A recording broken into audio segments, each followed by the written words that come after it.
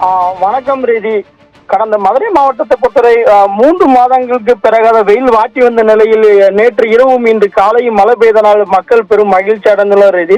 தமிழகத்தில் குமரி கடல் பகுதியில் ஏற்பட்டுள்ள வளிமண்டல கீழடுக்கு சுழற்சி காரணமாக தூத்துக்குடி, விருதுநகர், ராமநாதபுரம், சிவகங்கை உள்ளிட்ட பல்வேறு மாவட்டங்களில் பெய்யும் வானிலை மையம் அறிவித்திருந்தது. இதன் காரணமாக நேற்று மாலை முதல் மேகமூட்டத்துடன் காணப்பட்டு வந்த நிலையில் நேற்று மாலை முதல் மதுரை நகர் பகுதிகளான மாட்டுத்தாவணி பேருந்து நிலையம், கோரிப்பாளையம், சிம்மக்கல், தெற்கு வாசல், பழங்காநாத்தம் மற்றும் புதூர் உள்ளிட்ட பகுதிகளிலும் நகர்பகுதிகளிலும் மேலூர் மற்றும் திருமங்கலம், கருங்கால்குடி, கொட்டாம்பட்டி, மேலளவு, நாவினிப்பட்டி, கீழையூர், தெற்கு தெரு, அலர்கோயில், கிடாரிப்பட்டி மற்றும் உஸ்லம்பட்டி, வாடிப்பட்டி, சோழவந்தா உள்ளிட்ட மதுரை மாவட்டம் முழுவதும் நேற்று இரவு முதல் மழை பெய்தது.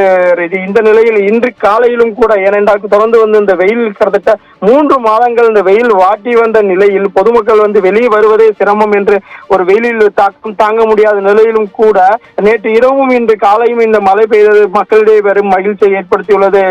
இதன் காரணமாக இன்று காலை 7 மணி முதல் கிட்டத்தட்ட ஒரு 2 மணி நேரமாக மழை பெய்தது. மதுரை நகர் பகுதி மட்டும் இல்லாமல் மேலூர் பகுதியிலும் மதுரை புறநகர பகுதியிலும் மழை பெய்தது. இந்த நிலையில் மக்கள் தற்போது அந்த வெயிலின் தாக்கத்திலிருந்து குறைந்து மக்கள் வெளியில் வருவது வழக்கமான ஒன்று இருக்கின்ற வருது.